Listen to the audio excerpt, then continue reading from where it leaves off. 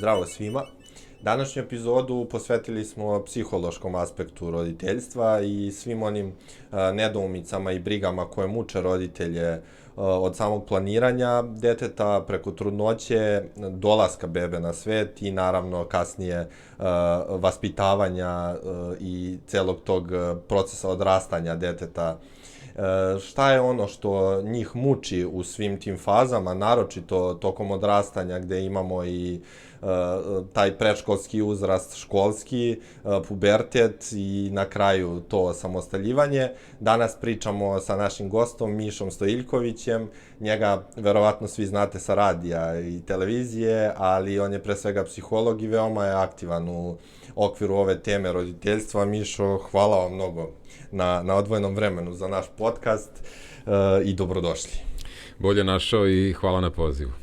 Evo, ja bih krenuo sa pitanjem kada mislite da je bolje postati roditelj u nekim mlađim ili zrelijim godinama i da li mislite da uopšte postoji univerzalan odgovor? Da, to i ja često sebi postavljam pitanje i jedini, čini mi se, ispravan odgovor je da nema univerzalnog odgovora, već da se roditeljstvo svakom desi onda kada treba da mu se desi.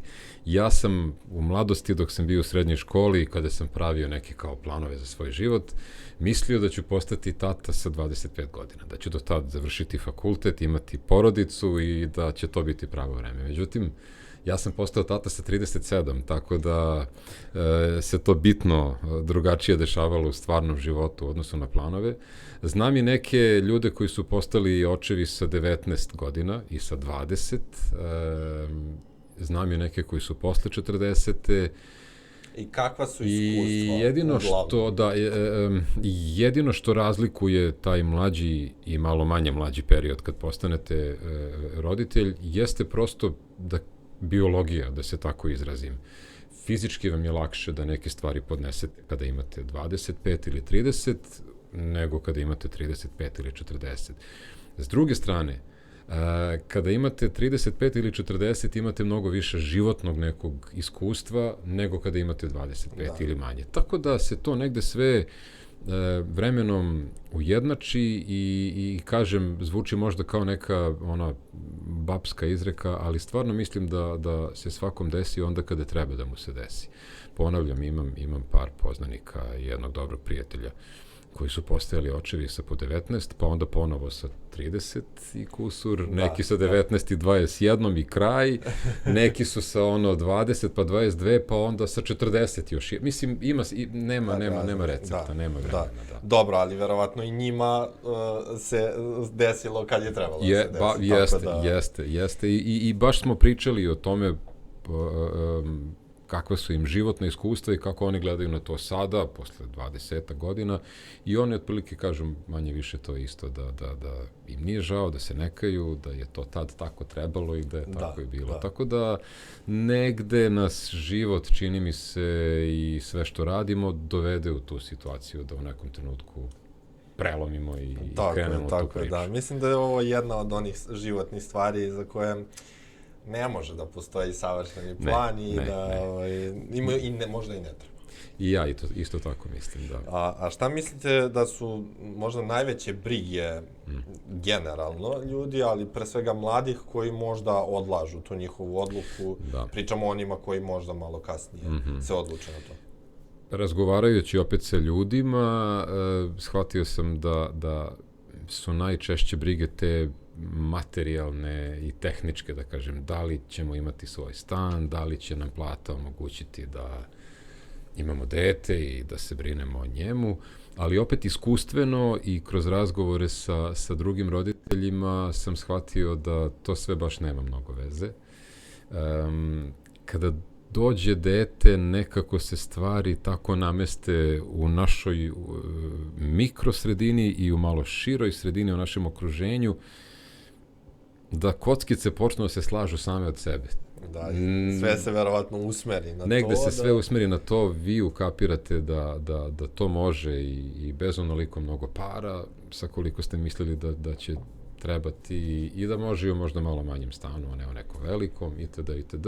Vremenom se to nekako razvija, tako da verujem da su te brige pod jedan, pod dva su verovatno neke egzistencijalne i neka pitanja u kakvom će svetu sad ta deca odrastati.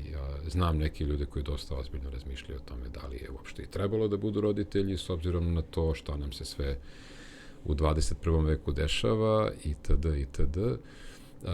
Ima tu raznih briga, možda neka nedovoljna sigurnost u sebe i samopouzdanje, da li sam ja sad dovoljno odgovoran da se staram sad o još jednom biću koje potpuno zavisi od mene i tako. Da, mislim, to mnogi razmišljaju kada je ljubimac, kućni ljubimac u pitanju, a kamoli dete, da. Ali, evo, baš odatle se izvlači pitanje, da li neko po svaku cijenu treba da postane roditelj? Pa i to je jako dobro pitanje. Ne mora. Svetske neke statistike pokazuju da 10 do 15 stanovnika planete Zemlje ne postanu nikada roditelji. To se odnosi i na muškarce i na žene. Da. Prosto, opet verovatno razne životne okolnosti ih dovedu do toga. Neko možda želi pa ne može, neko uopšte ne želi i neće. Da, ja ovde pre svega mislim baš na tu kategoriju onih koji jednostavno ne žele. Prvo, ili se ne vide u tome uopšte, ili smatraju da nisu spremni. Ja mislim da je to sasvim ispravan stav i nemam nikakav problem sa tim. Znam nekoliko ljudi, i muškaraca i žena, koji su u tim situacijama životnim, koji su vrlo zadovoljni, vode ispunjene živote. Jedna moja prijateljica čak i otvoreno kaže, ja ne bih bila nikada dobar roditelj, dobra majka i tako dalje. Ne slažem se baš sa njom, ali to je njen izbor i to je skroz u redu. Ima ljudi, nemojmo ni to zaboraviti, koji imaju jaku želju, a ne mogu da postanu roditelji, i njima to ume da bude jako veliki teret sa kojim žive i ta neka očekivanja sredine i njihova lična očekivanja naspram onoga što je stvarnost, umeju da dovedu osobu u onako dosta ozbiljnu situaciju psihološku sami sa sobom, onda se ne osjećaju dobro, tako da uvek treba da imamo razumevanje i za te ljude, ali mislim da mi roditelji ponekad umemo da budemo malo i naporni i da namećemo taj svoj stav kako je roditeljstvo divno, kako nema ničeg lepšeg, kako se nikada nismo lepše osjećali. I kako bez toga, kao da nisi... Ja ne mogu da zamislim, naravno, svoj život bez dece, ali, kažem, znam nekoliko ljudi koji žive bez dece i vrlo su ispunjeni i privatno i poslovno i na razne načine, nema tu ništa. Da, ja se u potpunosti slažem, odnosno isto tako razmišljam, nemam problem sa tim šta god da ko odluči ako je zadovoljan i srećan, ali ovo pitanje i postavljam upravo zbog tog okruženja koje je neminovno direktno ili manje direktno, neću da kažem indirektno, jednostavno prenosi te neke svoje stavove ili svoje želje možda, ili šta god. Tako da onda mislim da uvek se te osobe susreću u nekim fazama stalno sa tim pitanjima, pa zašto, pa kad ćeš i ostalo, tako da... Tome da bude veliki pritisak. Neki ljudi nerado govore o nekim problemima koje možda imaju i zbog kojih ne mogu da imaju decu i onda taj pritisak sredine samo dodatno kod njih budi razne stvari. Jasno, a kad smo ovo prevazišli, odnosno ljudi koji su se odlučili, žele i došli su do toga, imamo tih 9 meseci do trudnoće i sad naravno da znamo koliko sama žena prolazi kroz promenu fiziološku i to sve i ne želim uopšte da umanjim to, ali ovde želim nekako aspekt da stavim na nama, na muškarcima, koliko se mi menjamo, kolike promene mi doživljavamo i da li mislite da je taj aspekt zanemaren nekako? Mnogo je više zanemareno u odnosu na žene i to je potpuno logično. Žene su te koje su trudne i koje nose to malo biće u sebi i taj teret. Tako je. Kako bukvalno fizički, jer to bude od 10 do 30 kg povećanja telesne težine, pa tako i psihološki i mentalno. I to je potpuno prirodno. Ja zato i kažem da ne želim nikako da umanjim. Ne, naravno, ali u pravu ste kada kažete da se mnogo manje govori o tome šta se dešava nama muškarcima u periodu kada su nam supruge trudne. Svetska iskustva i istraživanja i izjave nekih konkretnih muškaraca iz tih istraživanja pokazuju da se dešava što je u glavama muškaraca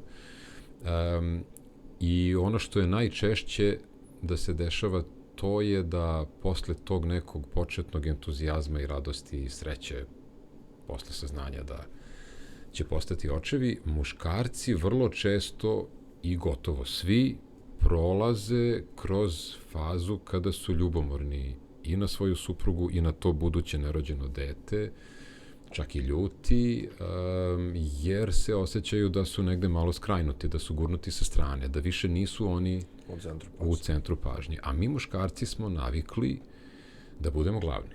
Nemojmo se lagati. Živimo u svetu u kome i dalje muškarci imaju prednost i u kome su muškarci u startu, maltene po rođenju, u plusu u odnosu na žene.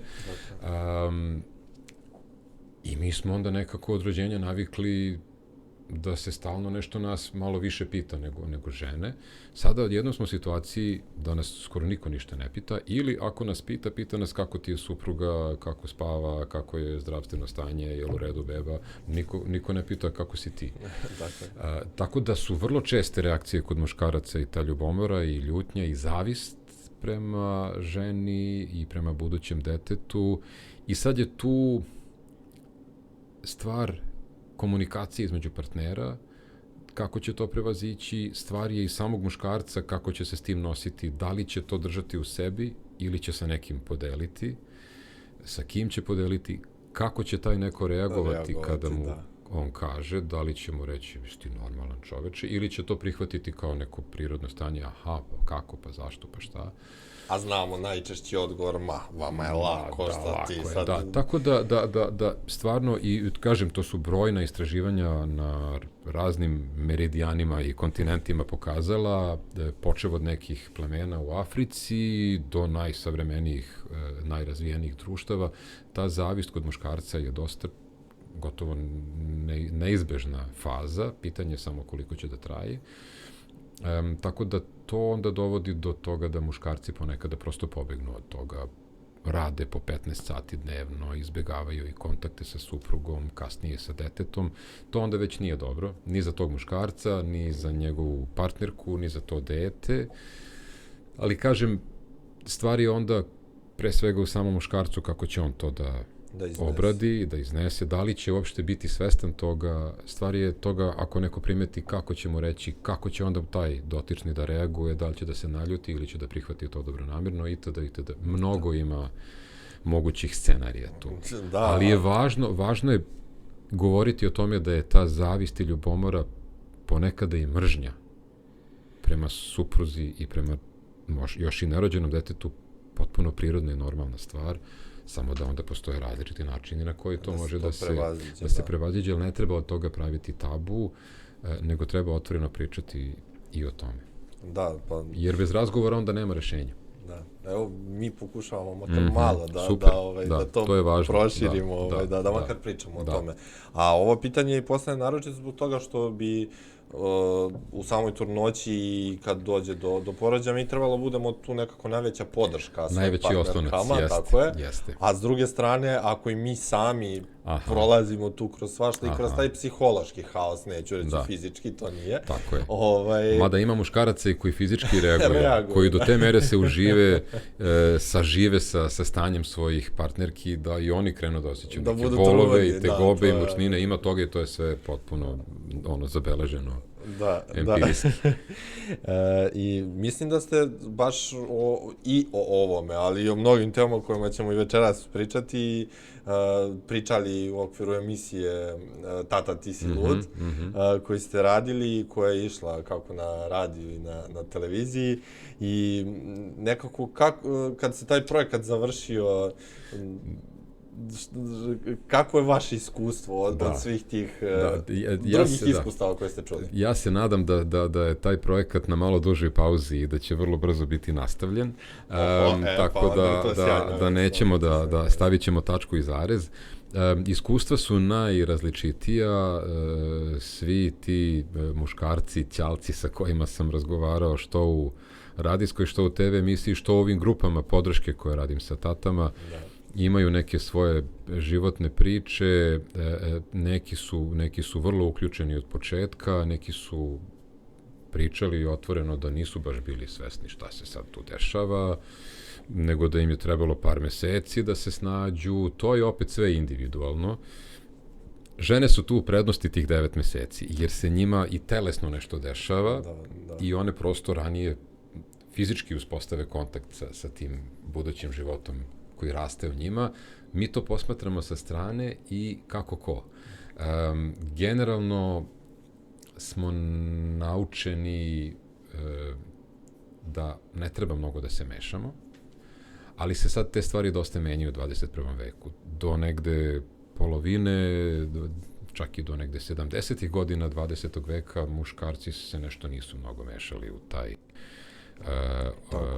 deo života, ali promene kreću negde od 70. 80. godina pa nadalje. Dakle, to traje jedno pola veka. Sad, tih pola veka naspram par milenijuma ovih drugih iskustava nije ništa. A tih par milenijuma nam govori ti treba da budeš čvrst, treba da budeš oslonac u tim trenucima, da obezbediš dom, hranu, sigurnost, da braniš od napada, od neprijatelja, da donosiš hranu na sto itd. A naročito u patrijarhalnim društvima. Naročito u patrijarhalnima, takvih je manje više u celom svetu, osim možda Skandinavije i još par nekih primjera. I dalje živimo manje više u patrijarhalnim društvima. Neka su jače patrijarhalna, neka malo manje i slabije i to se sve sad menja u ovim godinama u kojima živimo.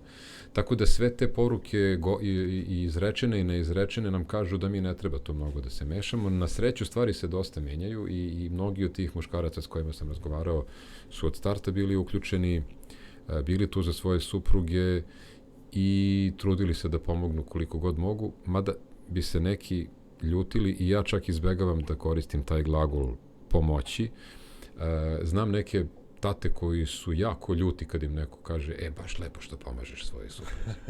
Oni onda onako odreaguju burno, ja ju ne pomažem, ja delim sa njom sve vezano za roditeljstvo, jer sam i ja 50% autor, kao što je i ona, i ja želim da budem tu. Tako da su iskustva, kažem, različita. Jedan član grupe podrške za očeve je jedan put rekao za nekog svog poznanika, verovatno malo više u šali, ali ima u tome malo izbilje, da je taj njegov poznanik rekao, čoveče, ja sam prvi put postao svestan da sam ćale ono kao full, kad sam morao da platim prvu ratu za rekreativnu nastavu. Znači, to govorimo da je prošlo 7 godina, da je dete krenulo u školu i da je dotični tek onda shvatio kao, wow, sad sam kao svestan da sam ćale. Verovatno je to malo izgovoreno i u šali, ali ima tu malo i istine nas, muškarci u tom trenutku pukne taj osjećaj odgovornosti za jedno drugo biće koje je tu. I malo se onda i uplašimo od svega toga, jer shvatimo da to biće zavisi od nas, da je potpuno bespomoćno i da ne može bez naše pomoći. Naravno da je tu pod jedan mama koja ga u početku hrani i preko koja dobija preko njenog mleka sve što mu treba, ali od starta smo i mi tu uključeni. Neko to prihvati bez problema, nekome je teško, neko prolazi kroz borbe lične i tako dalje i tako dalje. Nekome se uključi taj program nasleđeni, jer svi smo mi nečiji sinovi, nečije ćerke, i naši očevi su nečiji sinovi, i naše dede i mame su nečiji sinovi, ćerke. Ti modeli porodični i modeli roditeljstva se prenose sa generacije na generaciju, to je to takozvano transgeneracijsko prenošenje modela, a vrlo često i trauma. I onda u tim momentima kada postanemo roditelji, kod svih nas prorade ti programi i ta neka sećanja na naše detinjstvo i na to kako su nas naši roditelji podizali i mi negde nesvesno kopiramo te modele kojima smo bili izloženi. Da, a koliko mislite da je moguće odupreti se tome, ali pritom ne mislim sada da to osvestimo pa da idemo na psihoterapiju i tako dalje, nego da jednostavno se odupremo moguće je da, kažem, kod svih nas i kod majki i kod očeva se probudi to prisećanje svog detinjstva i odnosa sa svojim roditeljima. Svi mi počinjemo u momentima kada postanemo roditelji da ponovo preispitujemo svoj odnos sa svojim roditeljima i da se pitamo šta od toga želimo da nastavimo, šta nam se od toga dopalo, a šta ne želimo i šta želimo da prekinemo. Najdramatičniji su primeri vezani za alkoholizam i za nasilje u porodici, o kojima na svakoj grupi podrške koju ja radim sa tatama govori po nekoliko od njih. Na tim grupama bude između 6 i 10 učesnika i od njih bude sigurno 3 ili 4 koji imaju lične primere loše iz detinjstva sa očevima nasilnicima ili alkoholičarima ili vrlo često oba. I oni su vrlo otvoreno govorili na tim grupama da oni žele da to prekinu, da ne žele da se to ponavlja, ali da imaju jak strah da će upravo nesvesno, hteli to oni ili ne, da ponove takav model. I ja zato mnogo volim te grupe i uopšte razgovore o roditeljstvu, jer kroz razgovor takve stvari izađu na videlo i onda kada izađu na videlo, onda mi nešto možemo s njima da radimo. Dok ih ne izgovorimo, dok vrtimo sami sebi u glavi neke stvari, to nam deluje vrlo često mnogo komplikovanije i teže nego kada nešto izgovorimo. Kada sami sebe čujemo, taj efekat kada vi sami sebe čujete šta izgovarate je neverovatno moćan. I sad to govorim iz vrlo ličnog i dugogodišnjeg iskustva svoje terapije, a to sve može da se pročita u svakoj knjizi koja se bavi tom temom. Kada se to izgovori, pogotovo kada je tu grupa koja može da na to odreaguje, onda to stvara sasvim nove mogućnosti za tog nekog da taj problem, tu situaciju, kako god to nazvali, počne da rešava. To ne može ovako preko noći da se reši, ali je važno da se o tome razmišlja, nije za to potrebna psihoterapija, naravno da može da pomogne i ja bih svakom preporučio da se javi ukoliko želi, jer ti razgovori su svakako lekoviti i mogu da nas dovedu do nekog rešenja koje nam možda nikako ne bi palo. Deluje nedostižno, nerešivo, nejasno i tako dalje. Tako je, da. I evo, vi ste malte ne dali odgovor na pitanje koje sam htjela postaviti, a to je koliko u svemu ovome o čemu smo pričali pomažu te, ajde, nazvaću ih generalno škole roditeljstva, ali evo, u vašem slučaju grupe za podršku. Ovo što ja radim je malo drugačije, to nije, škole roditeljstva jako podržavam, jako su dobre, tu se nauče neke tehničke, konkretne stvari. Ovo o čemu ja pričam i te grupe koje vodim su malo više onako intimne i više su psihološke. Ali je ideja... Da, to radite baš, mislim, kao psiholog. Jeste.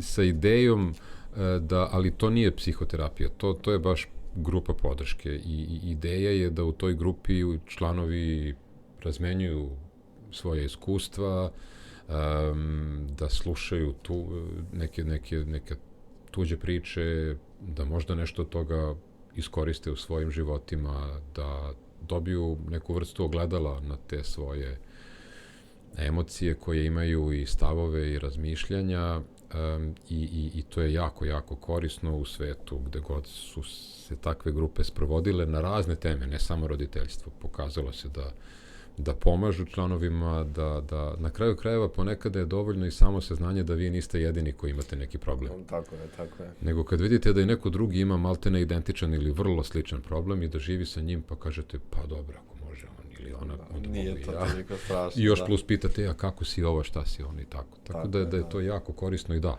I Jer svi mi imamo tendenciju da svoje jedan problem za koji mislimo da nam je najveći, da je on najveći na svetu. Najveći na svetu i tako je, mi najviše patimo, niko drugi nas ne razume, niko nema pojma kako je nama. Onda shvatimo da baš nije to tako i da, makoliko to subjektivno delovalo kao teško i neizdržljivo, da to ume da bude, da ima rešenje. A sad, pretpostavljam da imate i povratne informacije, odnosno ljudi koji dolaze na takve grupe i koliko je taj pomak na bolje nakon učestvovanja. To je teško izmeriti, ali se vidi po onome što svi ti ljudi pričaju, a ponekada ne moraju da kažu, piše im na čelu, da im je to značilo. Nekolicina njih mi je prilazila posle tih grupa i pitala da li oni mogu da mi se pridruže i da li mogu oni da postanu negde u nekoj perspektivi takođe voditelji takvih grupa. Tako da većini ljudi pomogne. Ima i nekih koji dođu na jedan sastanak ili dva, pa shvate da im to ne odgovara, pa onda prestanu da dolaze. Neću da kažem da sad kod svakoga to radi. Naravno. Neko nije. Nekome to ne prija, neko nije spreman, neko možda dođe sa idejom da će dobiti neki konkretan recept, 100 grama ovoga, 2 šolje onoga, pomešate i da... Ovde se ne radi tako, ovde mi razgovaramo i malo u nekim situacijama i nemamo vremena da nešto mnogo duboko zaranjamo, ali ipak malo zaranjamo dublje nego što su možda neki očekivali, pogotovo kada dođe na dnevni red ta tema ja i moj tata, odnosno ja i moja porodica, kada tu onda krenu neke teže priče, ne može baš to svako da izdrži, nije ni došao sa idejom da će možda tako nešto da priča. Nismo svi podjednako spremni da se otvaramo pred nepoznatim ljudima, jer su to jedni drugima potpuno, to je ona situacija, vozite se, mislim, u 21. veku toga ima retko, pogotovo u Srbiji, ali i u 20. bilo običajna metafora kao vozite se u kupeu voza sa 5-6 ljudi koji je prvi i verovatno jedini put u životu vidite i onda se otvorite i ispričate im svašta, što nekim bliskim prijateljima niste ispričali. To je kad te ja sam imao takve situacije od strane taksista, da. Samo sam ušao i do mog odredišta čovek je ispričao životnu priču. Apsolutno. Ideja kod ovih grupa jeste da dobijemo podršku od grupe, da dobijemo neku vrstu pomoći, razumevanja. Ponekada je dovoljno i samo da ispričamo priču i da sami sebe čujemo, još plus ako nas i grupa negde shvati, ako nam vrati neku reakciju, to je tek onda. Tako da većini učesnika to prija, znam da su neki posle tih grupa, pošto oni imaju neko ograničeno trajanje. To sam htio da pitam, kako je koncipirano? To traje za sada, ideja je, i to je tako u praksi, to traje 4 sastanka, dakle jednom nedeljno se viđamo, to traje mesec dana. Imamo neke 4 teme, viđamo se to jednom nedeljno po sat i po do 2. I onda se to završi, nekima to bude malo, nekima bude taman. Znam da su neki napravili i Viber grupe, pa su nastavili da komuniciraju i po završetku tih naših sastanaka. To je sad prednost 21. veka i tih tehnoloških mogućnosti. I to je dobro, jer onda oni negde nastave da komuniciraju, da dele, jer u roditeljstvu je jako važno kada imate sa kim da delite iskustva i da dobijate neke savete. Tako je, da. Pričali smo svakako i u drugoj epizodi isto baš o tome, o iskustvima i o slušanju i upijanju tih saveta, bilo da nekad to znači, bilo da je nekad previše, tako da... Da, ima svakakvih situacija. Da. A kažite mi, kad beba stigne u kuću i kažu mnogi, mislim, ističe se da to neminovno dovodi do promena u partnerskom odnosu i kako najbezbolnije ili najbrže to prevazići, mada ste delom smo već pričali o tome. Ne može brzo, to je sigurno. Najbezbolnije je kroz komunikaciju partnersku, to je negde najbolji način. Naravno da svi mi imamo neke svoje ljude od poverenja sa kojima to delimo, neko ima kuma, neko brata, neko tatu, neko sestru, neko ima frizerku, kozmetičarku, koga god. Barmena, nemam pojma, taksistu, kolegu, koleginicu na poslu, imamo svi neke ljude sa kojima znamo da možemo da pričamo malo intimnije i da ćemo dobiti i razumevanje i neku podršku, ali nema bolje komunikacije od partnerske, a da se stvari menjaju se to nepovratno. Taj partnerski odnos od dijade postane trougao, trijada i to je sad potpuno drugačije. I sve se vrti oko tog novog člana porodice i tu se sad svašta dešava i realno i u našim glavama, što nije realno, a nama iznutra deluje kao da jeste. A kako je to u vašem ličnom iskustvu izgledalo? Naravno, ne zadirem u detalje. Ne, izgledalo je tako što smo došli iz porodilišta supruga i ja, spustili sina u onoj nosiljci, jajetu na krevet. I ovako sad, kao, šta sad? Nismo dobili nikakvo uputstvo za upotrebu na kome piše dragi korisniče, hvala što ste izabrali baš naš brend itd. Znači, nema uputstva za upotrebu, ne znate šta ćete. Nama je jako pomogla jedna babica koju smo angažovali privatno. Nekim drugima pomažu mame, bake, tetke i ostale žene iz familije, komšinice ili prosto prijateljice koje su tu sad skoro prošle kroz te situacije. Nama je konkretno najviše pomogla babica Olgica. Mnogo nam je značila patronažna sestra. To je jedna divna stvar koja postoji već 15 i verovatno i više godina, i više, da. U Srbiji, kada roditelji postanu roditelji, onda im u kuću dođe patronažna sestra i prvih 5, 6, 7 dana im pomaže oko tih tehničkih stvari, ali ne samo tehničkih. I svako ima nekoga komu tu pomogne da mu organizuje život. Tako da ti prvi dani su nama bili najteži i najveći prelaz i nama je značio, ja to stalno pričam, savet naše pedijatrice kod koje smo otišli prvi put kad je sin imao mesec dana i kada smo hteli da je pitamo jedno 30-ak pitanja, imali smo stvarno zapisano na papiru šta ćemo da je pitamo. Ona se slatko nasmejala na to i rekla, kao baš ste me nasmejali.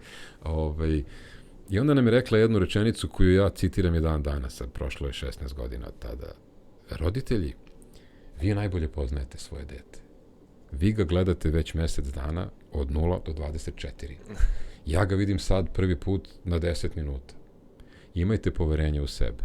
Sad, to poverenje treba izgraditi. To samo poverenje i samo pouzdanje. Ono se prosto gradi kroz iskustvo.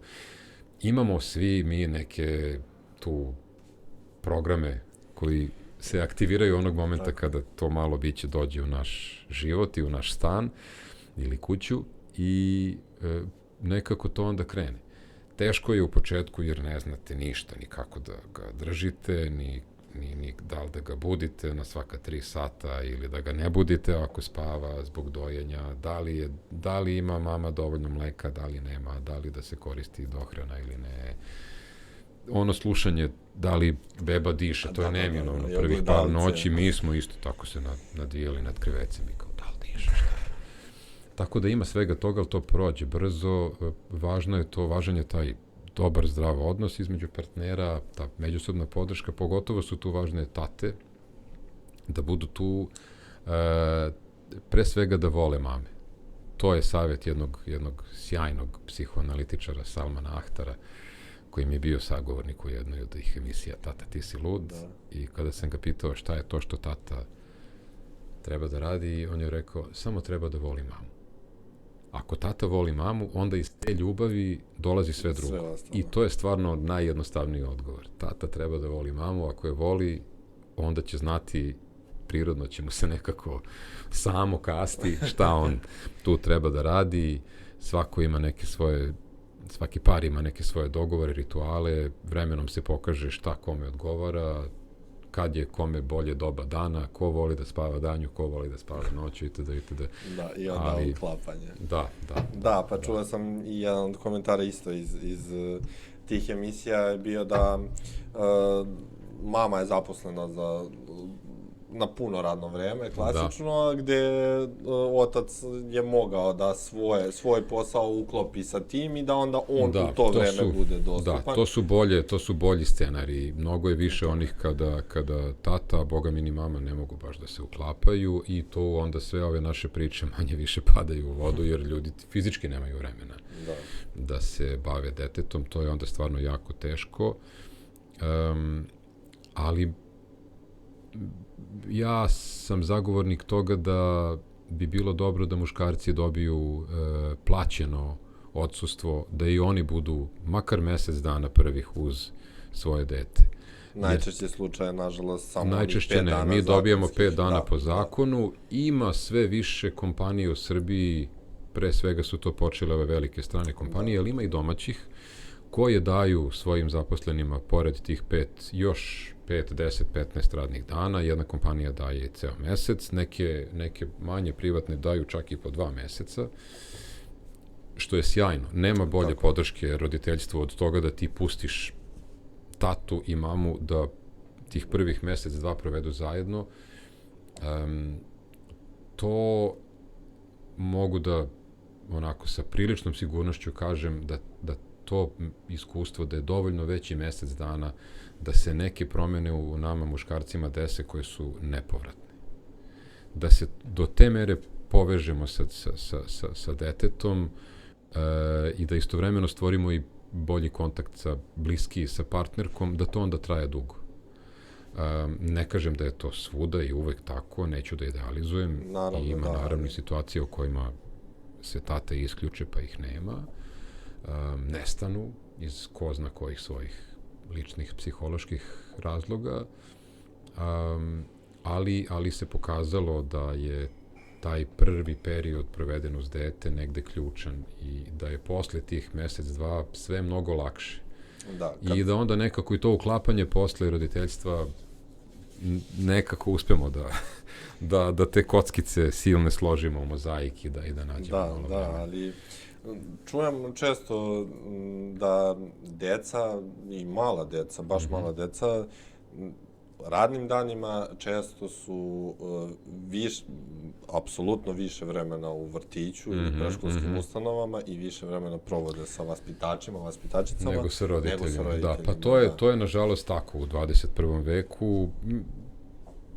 Nemam ja tu neki pametan odgovor. Prosto neki ljudi nemaju mogućnost da im tu uskoče bake i deke, nekima roditelji nisu živi, nekima žive u drugom gradu, neki su i u drugoj državi, itd. Tako da se nalaze razna rešenja, ali mislim da je važno onda kada smo sa detetom da budemo sada i ovde. Da budemo tu i da mu se posvetimo maksimalno. To mogu da budu i trenuci ćutanja. Ne moramo mi ni da pričamo ništa. Prosto je ponekada dovoljno da budemo tu i da se njušimo i da negde neverbalno komuniciramo. To je ponekada sasvim dovoljno. Naravno da i neka dodatna igra i toplina još više onda osnažuju tu vezu, ali je važno da smo prisutni, ali prisutni ne samo fizički, nego mentalno. Da smo tu. Da smo tu i da smo posvećeni.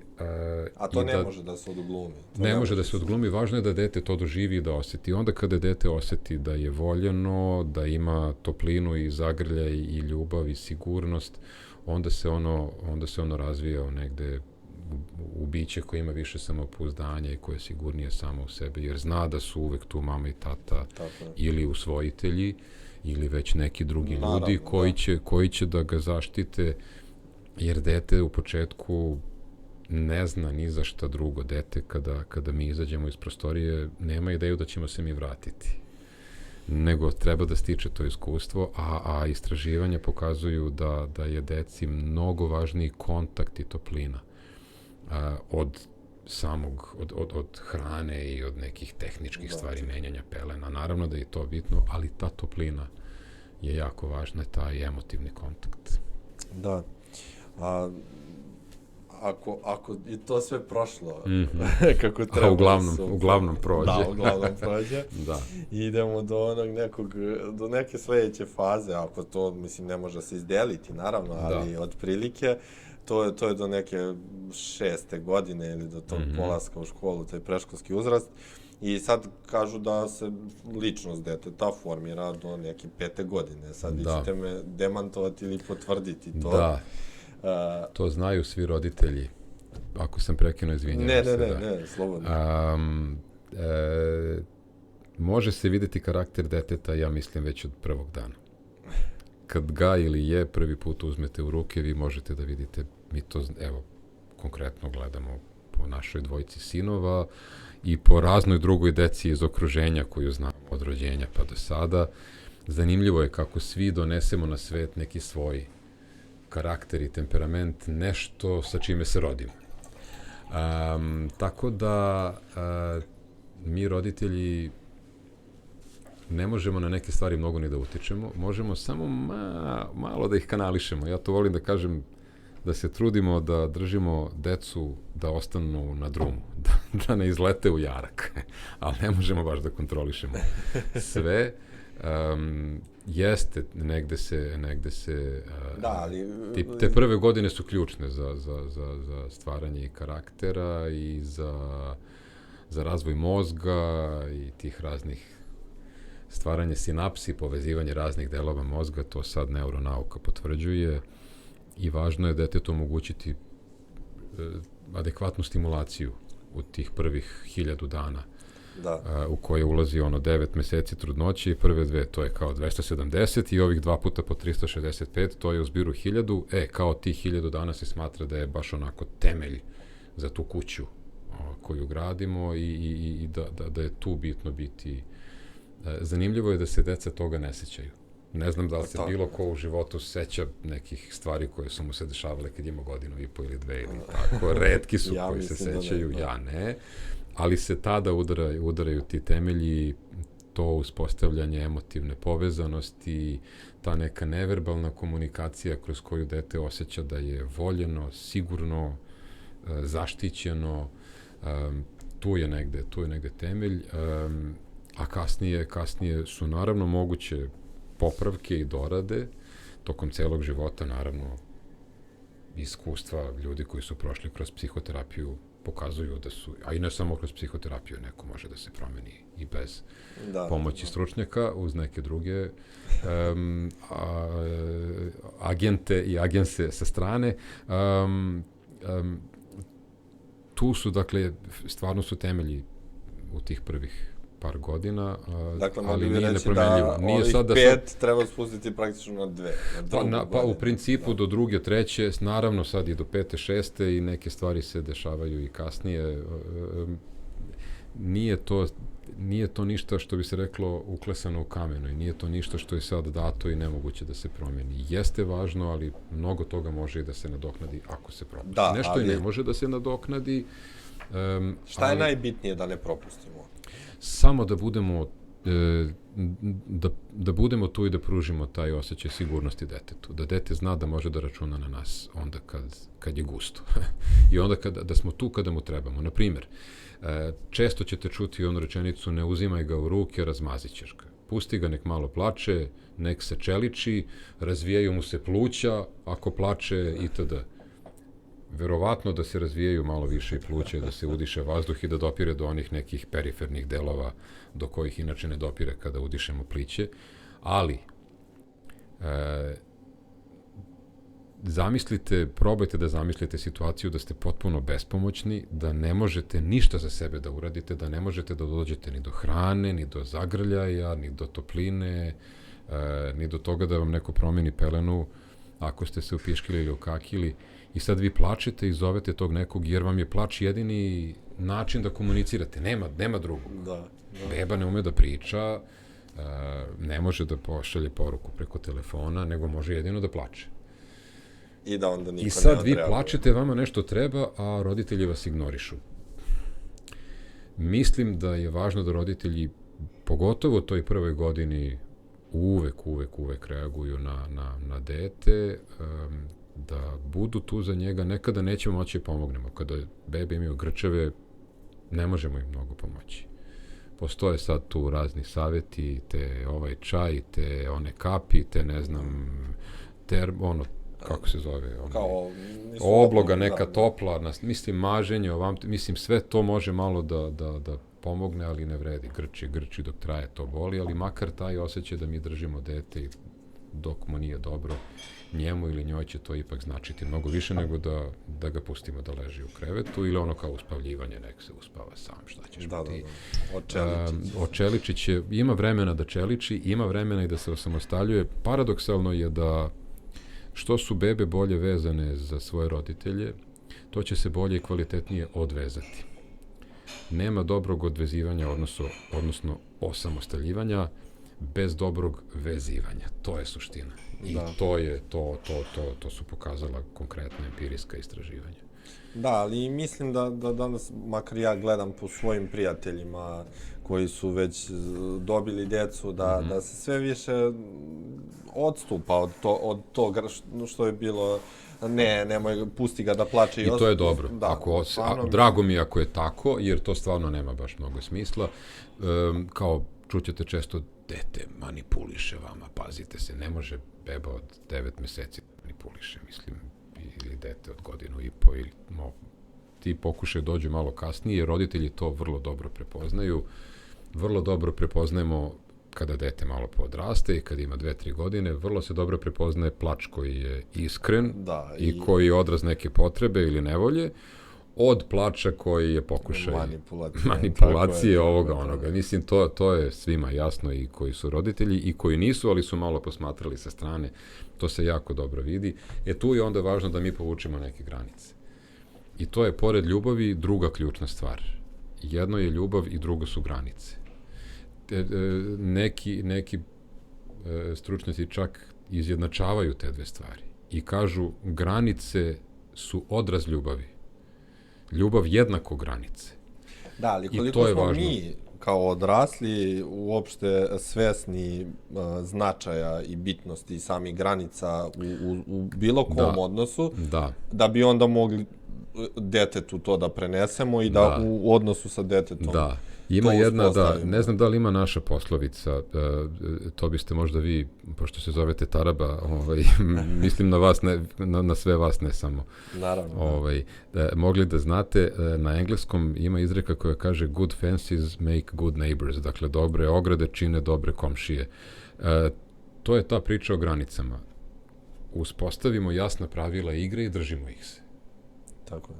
Ako te lopta pogodi u ruku, a ti si u 16-tercu, to je penal. Mada videli smo na Evropskom prvenstvu nedavno da ne mora da bude ni to uvek, ali hajde da se što češće držimo tih pravila, svima će nam biti lakše.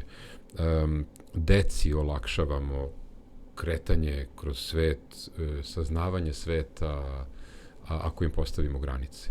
Deca prosto ponekada traže granice da bi se lakše snalazili. I mi ponekada grešimo kada iz želje da budemo drugovi svoje deci popustimo ovde, onde, uradimo nešto što ne bi trebalo ili im nešto kažemo pa to posle poreknemo. Nema nikog ko je bio 100% dosledan, takvi ne postoje, ali je bolje da se trudimo da što je više moguće poštujemo te granice, to je dobro i za nas, pre svega za njih, a i za nas. Sad, nađavola njima je u opisu posla da stalno ruče te granice, a nama je u opisu posla da ih postavljamo i sad se tu stalno dešava neka neravnoteža. Taman mislimo da smo nešto uspjeli, onda dete dođe u neki nov nivo, novu fazu razvoja, pa mi onda opet se snalazimo, dovijamo. Nema uputstva za upotrebu i napisanih pravila, nego to moramo mi sami da improvizujemo, da se snalazimo u hodu. Tu onda koriste te razmene sa drugim roditeljima, savjeti koje dobijamo od jednih, drugih, trećih, i tako dalje. Da, i kad ste pomenuli novu fazu razvoja, to svakako jeste i taj školski uzrast. Da. Kad kažem školski uzrast, više, ja ne znam sad kako bih to podelio. Ako bih delio prema ličnom iskustvu, to bi bilo možda do nekog 7. razreda osnovne škole, otprilike, kada već posle kreće. Da, negde od 6. 7. se dešavaju te promjene kada se vidi da deca postaju malo drugačije. Da. I kada pubertet onako baš dolazi do izražaja, mada ne mogu da tvrdim, ali mislim da možda se danas to dešava i sve ranije. Pa kažu pogotovo kod devojčice, mi imamo 2 sina, pa to iskustvo sa ženskom decom nemamo, ali vidimo iz okruženja da je to stvarno tako. Pa da, to je sad neka prirodno druga faza, već negde od kad dete krene u vrtić, od kad uđe u taj sistem od 9 do 5 ili već već tad počinje njegova ili njena socijalizacija i već tada na tom uzrastu vršnjaci počinju da igraju sve važniju ulogu i postaju negde važniji faktor u životu deteta od nas roditelja.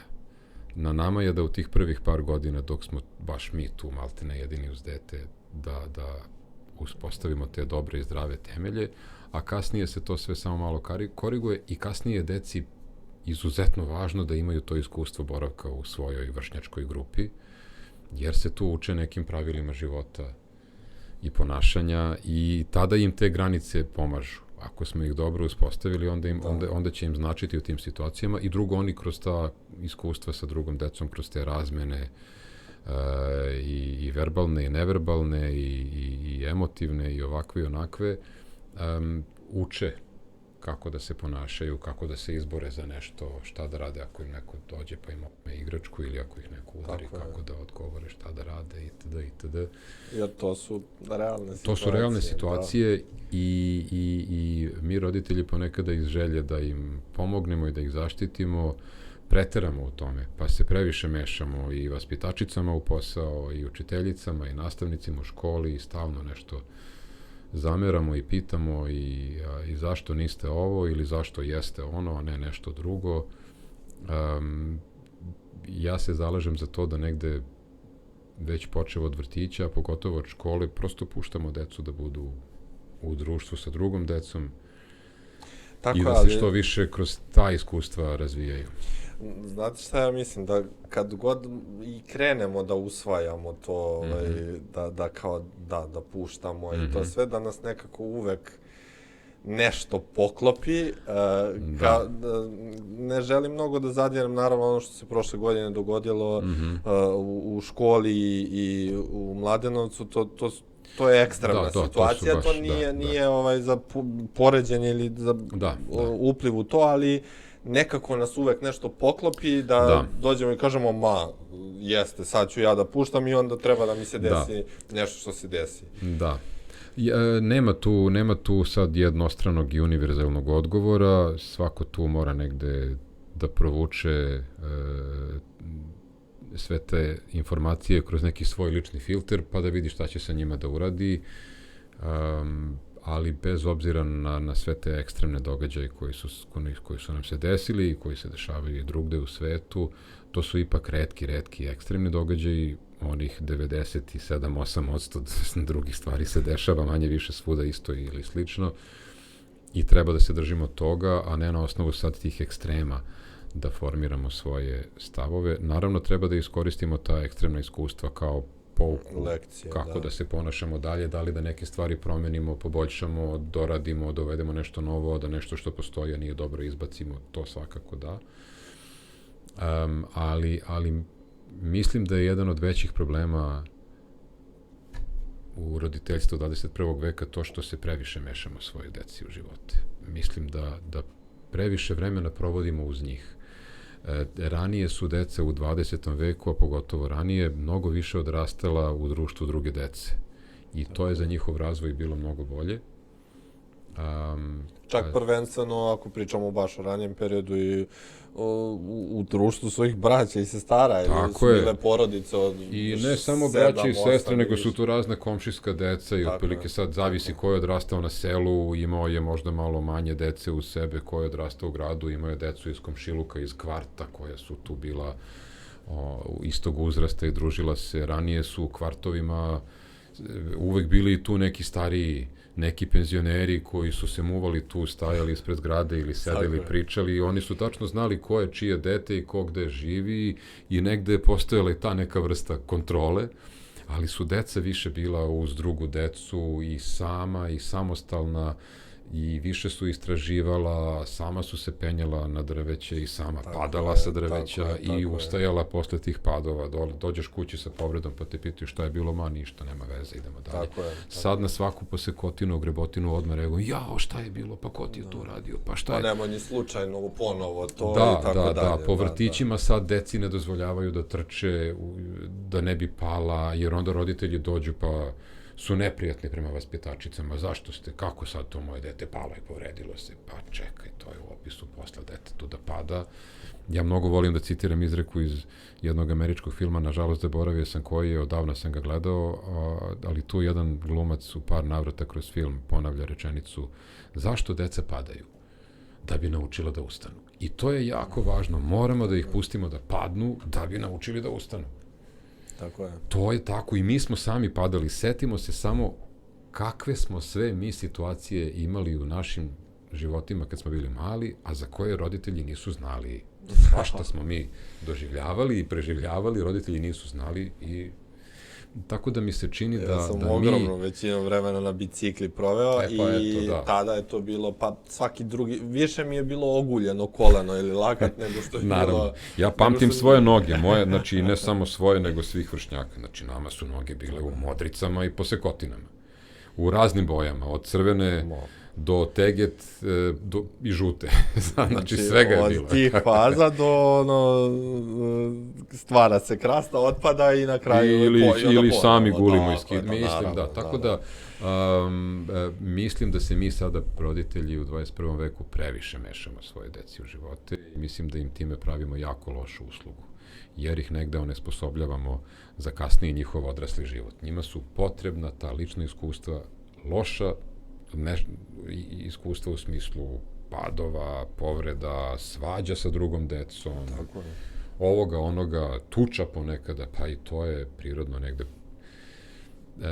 Dovoljno je pogledati, i to mi je kao jedan savjet dao taj Salman Akhtar, jedan divni psihoanalitičar, kaže, gledajte filmove o životinjama. Kada sam ga pitao šta bi preporučio roditeljima, kaže, gledajte filmove o životinjama.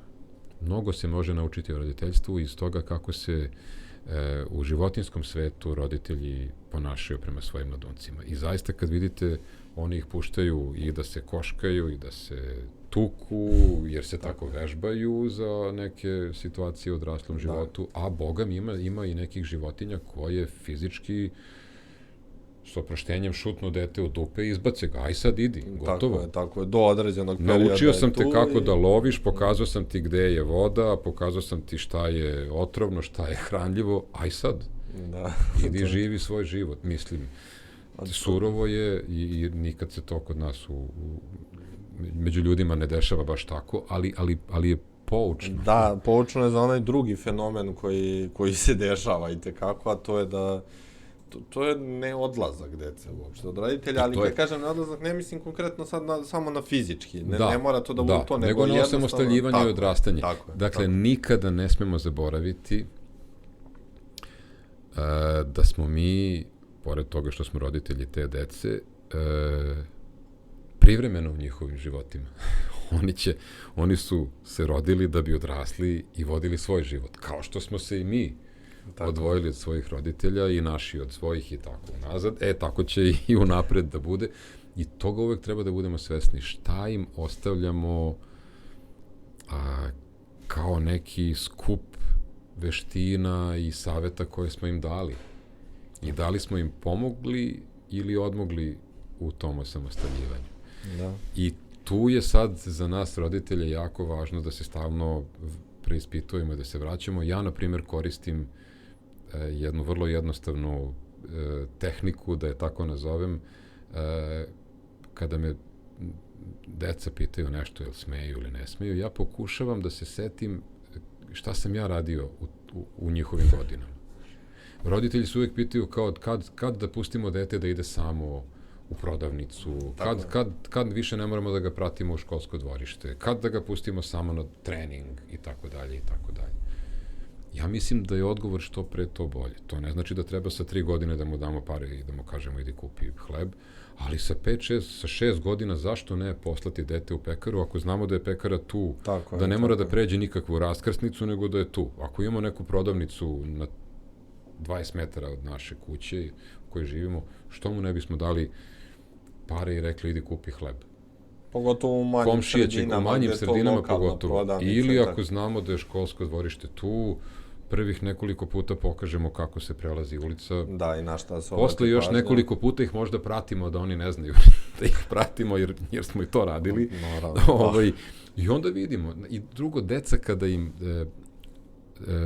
ukažete poverenje i kada im date neku odgovornost, oni se onda svojski potrude da tu odgovornost i opravdaju. Njima to znači, onda oni porastu i kažu, sad pustili su me samog u školsko ili ne znam, idem sam busom 2 stanice na trening i tako. Da, osjete se važno. Važno je da i sad tu neko će se plašiti da pusti dete sa 7 godina, neko će se plašiti da ga pusti sa 10, neko i sa 12 i sa 15, sad tu treba naći pravi trenutak i tu je važno da pričamo i sa partnerima svojim i sa okruženjem, da vidimo sad šta je tu optimalno. Tako je, ali i poznavati svoje dete. I poznavati svoje dete. Ne možemo ni reći da su nema univerzalnih, tako je, apsolutno, ali uvek treba da se podsjećamo da smo mi privremeno tu, da ih čuvamo i izvedemo na put, da će oni tad da odu. I da je ključno upravo to, izvesti ih na put, a da li ovo je koristi ili ne. Ako im se stalno mešamo i ako im stalno govorimo, ma pusti ti, ja ću, ne moraš ti, pusti ga i neka zabrlja, neka mu ispadne neki sud koji pere, ali da ga pustimo da nauči da pere sudove ili da, ne znam, obriše prašinu, usisa stan, potre nešto, ako izrazi želju da hoće da nešto isprži jaje, pa neka mu to jaje padne na pod, neka bude prljav šporet, mislim, preživećemo i nama se to sigurno dešavalo, ali je važno da ih pustimo da se osamostaljuju, da ih ne vezujemo previše za sebe. Tako je. Hoću da vas pitam ono što mi je nekako baš važno u tom školskom uzrastu, šta je najbitnije da im nekako, neću ni da kažemo usadimo, ali koliko je bitno da im tu postavimo ono da je u životu bitno da prepoznaju šta je ono što žele, šta je ono što ih interesuje i čime bi želeli oni da se bave, ali onako baš ceo život i da već od tada krenu da se fokusiraju. Mnogo teško pitanje. Evo vrtim film intenzivno dok slušam. Kako se ja i supruga odnosimo prema našoj deci, oni su već 16 i 13, dakle imaju već dosta godina. Ali imaju oni već neka, da kažemo, izražena interesovanja? Pa ne toliko. Da bi se fokus bacio. Nije im jasno i dalje čime će se baviti u životu i ja onda opet koristeći tu sopstvenu tehniku prisjećanja i vraćanja sopstvenog filma, pa i ja, kad sam imao i 18 godina i kada sam upisivao tu psihologiju, nisam ja imao jasnu viziju da ću da budem psiholog. Niti sam i postao, ja sam studirao psihologiju, a počeo da radim kao novinar i evo već 27 godina radim kao novinar. Tako da stvarno ponekada malo i previše očekujemo od sopstvene dece, ponekada u njih projektujemo neke svoje ili možda i mnogo češće od ponekada, možda prečesto projektujemo neke svoje neostvarene želje i snove itd. I zato je važno da mi sebe stalno preispitujemo. Šta je važno u tim školskim, mislim da je od rođenja pa dok su deca kod nas, da su važne granice, strašno važne. Naravno, drugačije su granice za dete od 2 godine, drugačije za tinejdžera od 16, ali je važno i da taj tinejdžer od 16 ima granice i da zna pravila ponašanja i da snosi posljedice kada pravila prekrši. Naravno, tada mnogo više znači razgovor, ali mi smo i dalje tu autoriteti. Mi smo prvo roditelji, pa onda sve ono drugo. Super je kada smo drugari sa decom i kada nam se deca poveravaju i kada možemo da pričamo, ali ja sam uveren da se do toga dolazi kroz dobre granice. Tako da je kroz ceo život postavljanje granica izuzetno važno. postavljanje jasnih pravila igre uz neka objašnjenja kada se desi izuzeci, zašto su se desili izuzeci, kad se desi kazna, zašto se desila kazna i tako dalje i tako dalje. Ne možemo ih sad baš potpuno prepustiti, treba uvek da se umešamo kada procenimo da treba. Ja se sećam da smo mi tako, kada je stariji sin krenuo u školu, pa ga videli prvih par meseci da je to sve okej, i onda smo u nekom trenutku u drugom polugođu ga pustili da sam radi domaće i da ako se ne seti da uradi, da ode u školu bez domaćeg, pa da dobije tamo neki minus, da ga učiteljica izgradi. I onda nas je učiteljica pozvala i rekla, kad ste vi poslednji put gledali neku, ne znam, svetsku poruku? Nismo baš nešto skoro. Pa trebalo bi. Ne možete da ga pustite. Morate da im kontrolišete svetske dok god idu u školu. I kao, okej, mislim, malo smo se previše opustili. Tako da ne kažem sad da non-stop treba da im kontrolišemo sveske i telefone, ali nije zgorek povremeno videti browsing history, da vidimo šta nam deca pretražuju po telefonu i na koje sajtove idu. Tu nema poverenja. Tu je ona izreka, poverenje je dobro, ali je kontrola još bolja, mnogo važnija, tako da stvarno... Naročito kad pričamo o deci u pubertetu. Jeste. Tu su izazovi tog digitalnog sveta strašno veliki i oni još nemaju dovoljno iskustva životnog, nemaju ni svu, da kažem, kognitivnu opremu razvijenu da bi mogli da shvate šta je sve moguće u tom digitalnom svetu i da mogu nekada da budu izmanipulisani, a da toga nisu ni svesni. Absolutno. Ili još nekih gorih scenarija. Kao što mnogi odrasli često ne budu svesni. Jeste, tako da naravno da u nekim situacijama moramo i dalje da budemo vrlo prisutni i sad je to stalna ta kombinacija, da li da pustim, da li da pritegnem sad to uzde. Da. ali to se najbolje proceni kroz odnos.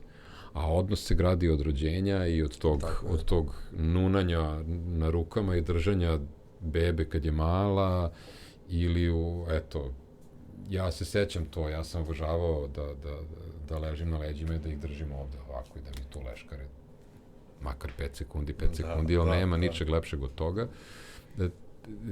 Treba biti tu i pratiti, onda ćemo nekako sami znati da procenimo šta da uradimo i kada da ih pustimo ili kada da ih ne pustimo. Kada da ih pustimo da ostanu do 12 ili kada da im kažemo, izvini, ne možeš da ostaneš do 12. Mislim, tako je. To da, ali evo, to možda najviše stvarno dolazi do izražaja u tom pubertetu i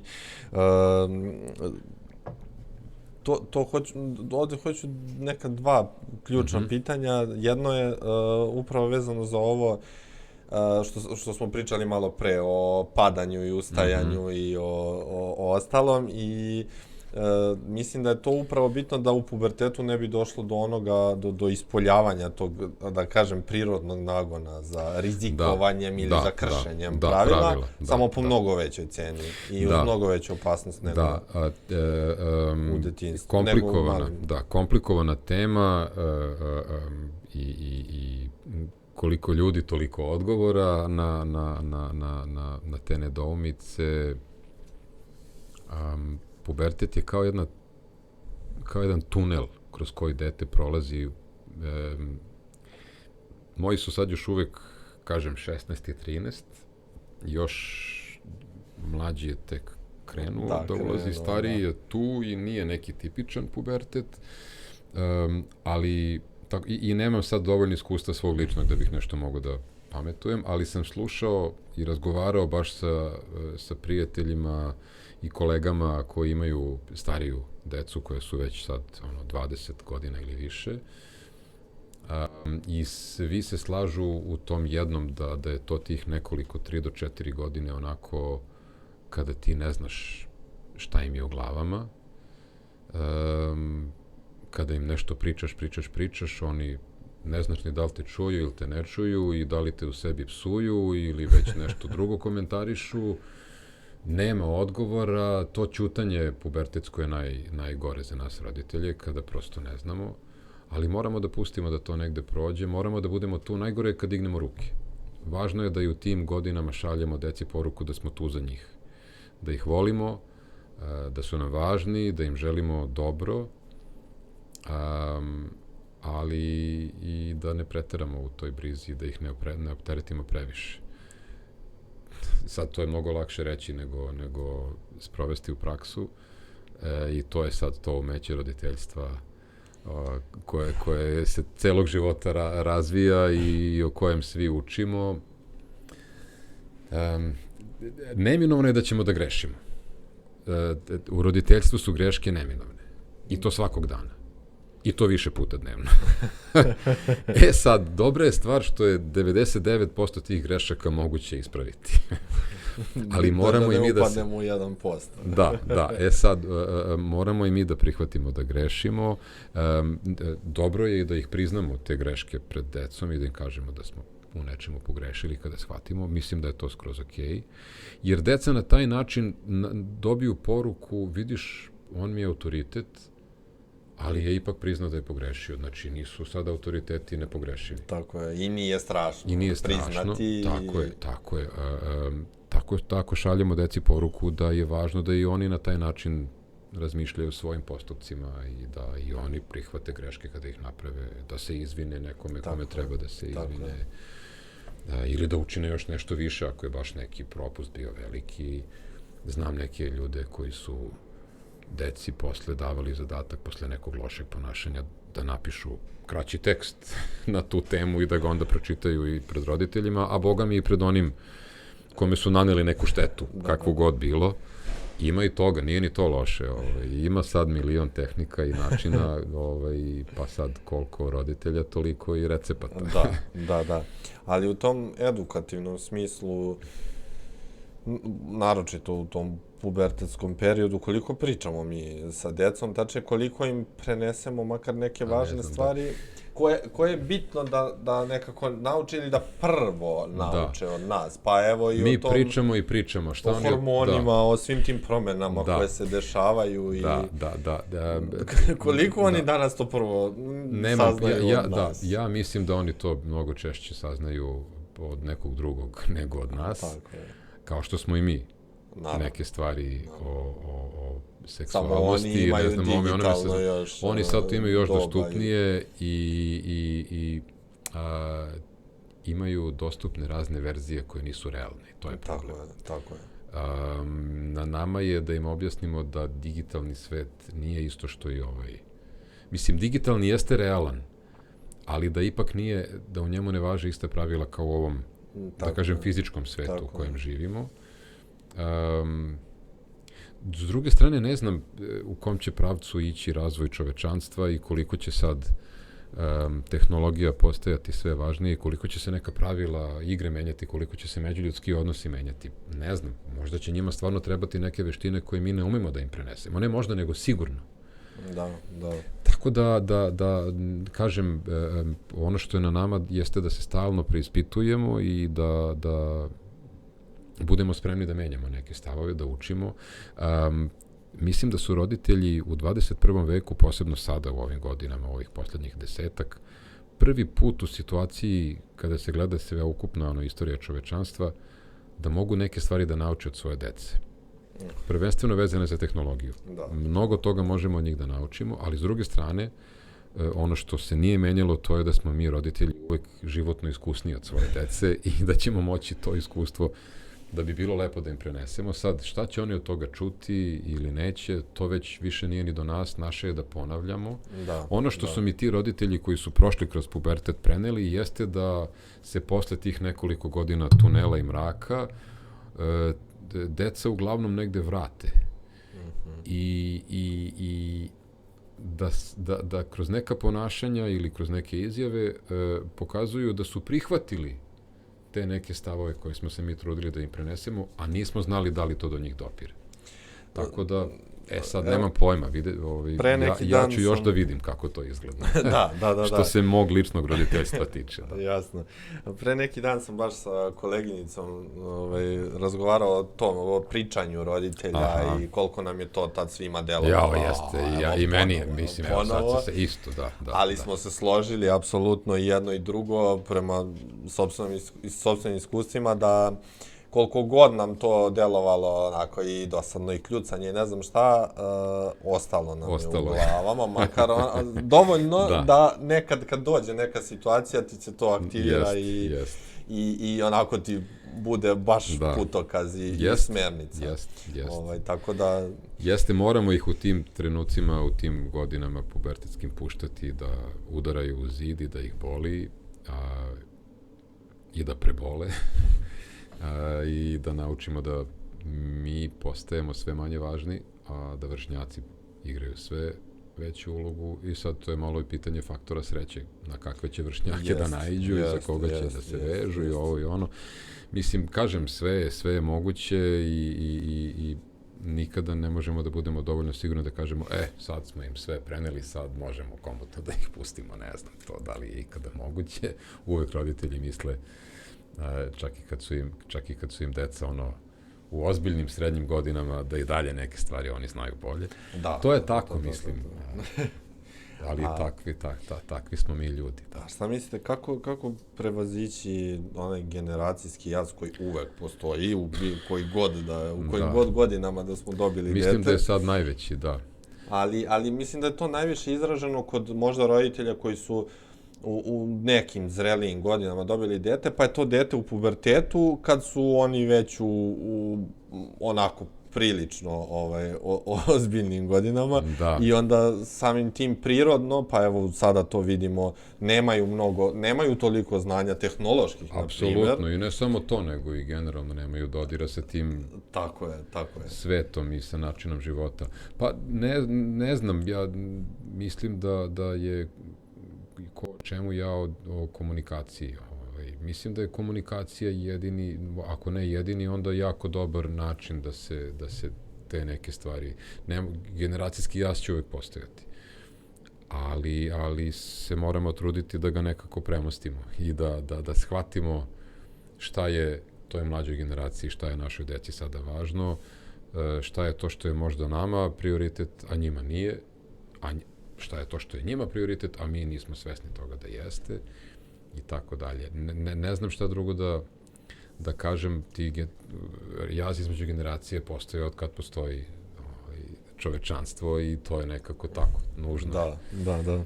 A koliko su uopšte roditelji danas svesni svih ovih, evo, koliko smo mi samo večeras prošli psiholoških izazova koji se... Pa, ja verujem da jesu i da dosta o tome razmišljaju, ali nema takvog koji ima odgovore na sva ta pitanja i na sve te dileme.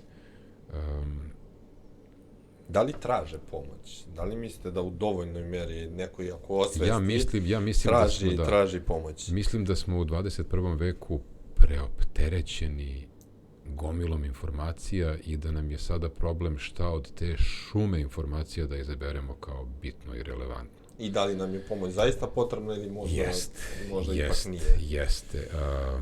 Ja mislim da je važno reći, da je važno da naučimo decu da kažu pomozi mi, onda kada im treba pomoć. Da im neće, što se kaže, pasti kruna s glave ako zatraže pomoć. To pogotovo važi za nas muškarce. Mi smo vaspitavani pre svega neverbalno, kroz razne primere, da treba da budemo jaki, čvrsti, junaci, da ne pokazujemo emocije, da ne plačemo. Muškarci ne plaču, muškarci su, ne znam, stub porodice. Oni treba da izdrže sve, treba da ćute i da trpe. A onda posle toga neki muškarac onda tako eksplodira pa izađe na ulicu sa nekim oružjem ili uradi nešto nažao svojoj okolini ili sebi. Na kraju krajeva... U svakom slučaju destruktivno Destruktivno je, tako da to treba menjati, na tome treba raditi. Mi muškarci pogotovo smo skloni tome da previše rizikujemo i da se ti rizici onda nama obiju glavu. Zbog toga to smo naučeni da trpimo i ćutimo, kasno se javljamo lekaru. Neka istraživanja iz sveta pokazuju da se čak svaka druga muška smrt mogla sprečiti samo da je dotični muškarac na vreme otišao kod lekara. Kasnije se javljamo lekaru, kasnije tražimo pomoć. Jedan je predavač to slikovito rekao, mi muškarci odemo kod lekara kad fizički, bukvalno, počnu da nam otpadaju delovi tela. I sve to rezultira time na kraju da muškarci žive u proseku 5 godina kraće od žena. I to je uglavnom zbog posljedica naših ponašanja. Kažu da je 1 godina od tih 5 zbog biološke prednosti žena. One su kao biološki, bolje opremljene za godinu dana. Ali ove 4 preostale smo mi sami krivi. Mi sami sebi radimo razne stvari zbog kojih na kraju skratimo sebi život. Jedna od tih stvari jeste to ćutanje. I mislim da je važno da muškarci počnu otvorenije da pričaju o svemu. I ja sam zato i krenuo da radim te grupe podrške, da bismo kroz razgovore došli do nekih stvari, do nekih saznanja i promenili možda neke tokove svog života. A upravo psiholozi kažu da nažalost veliki broj ljudi se obrati psihologu ili psihoterapeutu tek kada neke stvari počnu da se manifestuju fizički. Jeste. Sad, to je sve lako reći, teško je na vreme odrediti, ali tu je opet bitna komunikacija sa partnerom i sa nekom najbližom okolinom, sa najintimnijim ljudima u našim životima. I zato je važno i da kad primetimo kod nekog ko nam je blizak da mu se nešto dešava, da to i kažemo. Jer je to, mi se svi ustručavamo ponekad i mislimo da ne treba previše da se mešamo, ali nekada možda i treba da se umešamo i da kažemo, vidi, možda bi nešto ti se dešava, jel hoćeš da pričamo ili hoćeš da pričaš sa nekim drugim i tako dalje. Mislim da ti tabuji se ruše i da je otpor prema psihoterapiji sve manji. To pokazuje i praksa. Da. Sve je više ljudi, pogotovo negde počev od generacije milenijalaca koji se mnogo lakše obraćaju za pomoć i to je dobro, ali mislim da je dalje nedovoljno i da je dalje mi muškarci u tome malo zaostajemo i da moramo malo više da prihvatimo te neke promene koje se dešavaju i da ne doživljavamo potrebu žena za ravnopravnošću sa nama muškarcima kao nešto loše po nas. Kao da ćemo izgubiti sada deo neke moći. Možemo samo da se rasteretimo.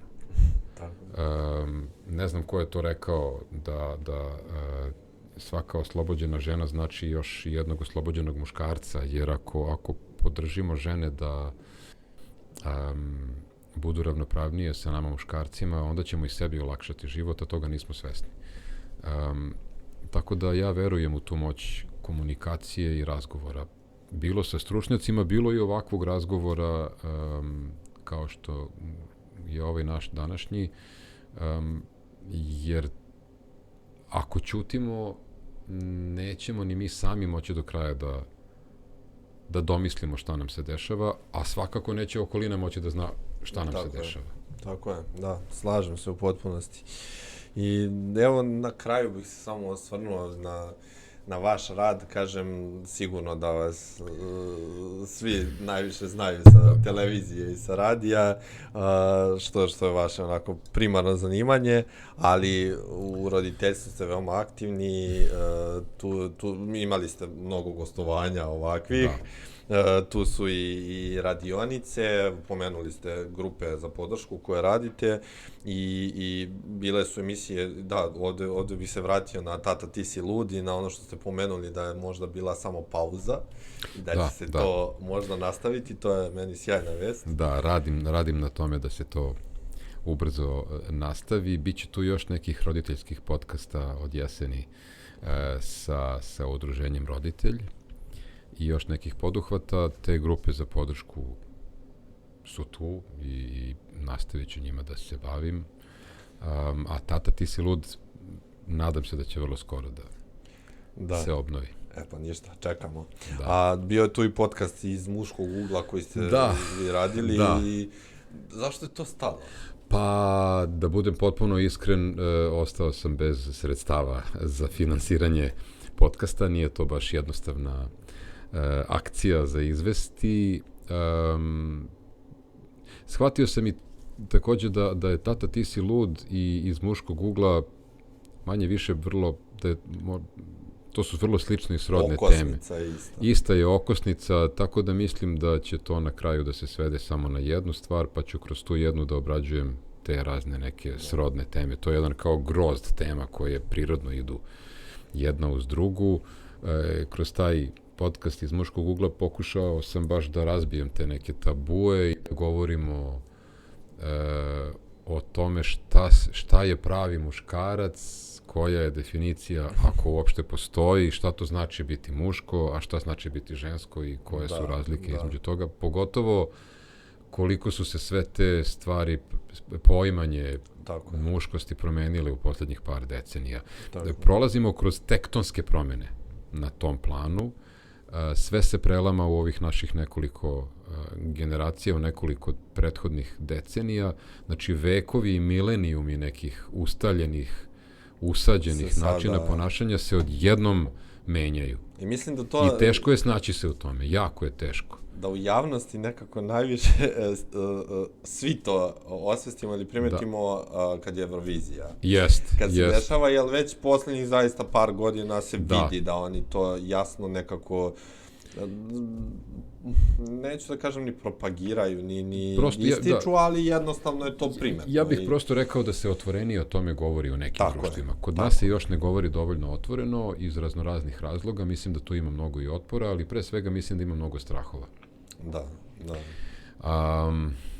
Krupna je, mnogo krupna tema i moglo bi o tome da se priča još ovoliko, koliko smo već pričali do sada, ali eto, opet ja o razgovorima i o komunikaciji. Mislim da je važno o svemu tome otvoreno i argumentovano pričati, bez strasti i bez nekih dogmatskih pristupa.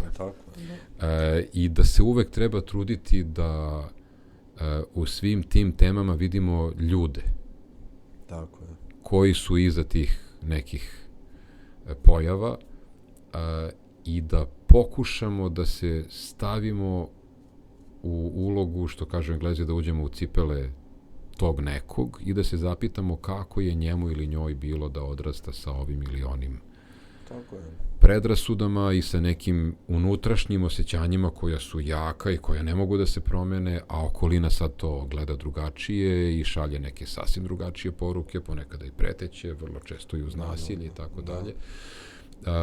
Mislim da moramo mnogo otvorenije i, ponavljam, argumentovanije da govorimo o nasilju u društvu, o svim oblicima nasilja. Ponajmanji je, ja mislim, problem fizičko. Ne mogu sad tu da rangiram, u stvari. Ima fizičkog nasilja previše. Ali u poslednjih 10 godina živimo i u vrlo ozbiljnom... Ono se vidi, ali u poslednjih 10-15 godina živimo u ozbiljnom verbalnom, medijskom nasilju. I ono se preliva i na sve druge, i na intimne odnose, ono se preliva na odnose unutar porodice, na odnose u školama, u preduzećima, u sportskim klubovima, svuda. Zato što previše smo dopustili da previše tolerišemo nasilje, previše smo dopustili da neki nasilni oblici ponašanja postanu uobičajeni. Tako je. Ja kad sam bio u periodu osnovne škole, tad je na televiziji bilo popularno američko rvanje i onda je automatski u školi, to je na školskoj bini, bina je bila ring, iako se posle par godina vrlo brzo ispostavilo u stvari da je to samo gluma profesionalnih glumaca. Tako je. Da su svi bili kao, ja vidi, on je glumac. Ovo nije stvarno. Ali je to stvarno se ovako dešavalo i onako nekad poprimalo i ozbiljne neke razmere. Mislim da smo i mi u Srbiji, ali generalno posmatrano u svetu je to sad već neko vreme tendencija da se kopaju jako duboki rovovi i da smo previše postali skloni tome da mislimo da ako neko ima neki drugačiji stav od nas, da je on naš neprijatelj i da moramo da ga uništimo i da ga satremo. Tako je. može neko da navija za Zvezdu, a može neko za Partizan, a neko za Radnički iz Niša, a neko za Vojvodinu i kao, okej, u redu je. To je skroz okej, kao što neko više voli plavu, a neko žuto, a neko crvenu boju, ali to nije razlog sad da se psujemo i mrzimo. A došli smo dotle da se psujemo i mrzimo zbog svega. Tako je. A to je opet zbog toga i tu zaista krivim i medije, a i ja prvi radim u medijima, tako da donekle i sebe tu ubrajam. U medijima je jako zapostavljen zdrav dijalog uz iznošenje argumenata. I tome bi nekako trebalo da se vratimo. Taj dijalog i razmena ideja je dovela do razvoja civilizacije. Tako je. I stari Rimljani i stari Grci na koje se vrlo često pozivamo i iznosimo neke pametne mudrosti i citate, su baš gajili kulturu dijaloga i razmene ideja i komunikacije. Naravno, bilo je i raznih drugih stvari. Ali ajde onda, ako se toliko pozivamo na njih i ako citiramo, pa hajde da probamo da nešto od toga primenimo i u našim životima. Danas. Eto, hajde da zaključimo ovaj razgovor. Nadom da će zaista tako i da bude i da ćemo, pa stvarno i u medijima, da imamo više toga i nekog zdravog dijaloga, argumentovanog. Tako je. Mišo, hvala mnogo na gostovanju, na odvojenom vremenu. Pre svega, ja ne znam koliko smo trajali, ali verujem da nije baš nikada. Da.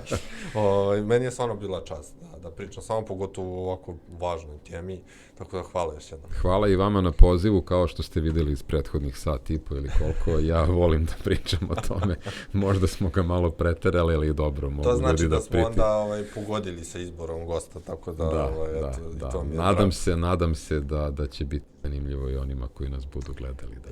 Isto i hvala i vama što ste nas gledali i slušali, što ste bili uz nas. Nadamo se da smo makar malo osvetlili i rasvetlili neke teme, nedoumice ili brige, pa makar u meri da ih prepoznate i da počnete možda da se bavite njima ili da to malo istražite. Pratite nas i dalje i na portalu i na društvenim mrežama. Spremamo svakako još dosta zanimljivih i nadamo se korisnih stvari. Vidimo se.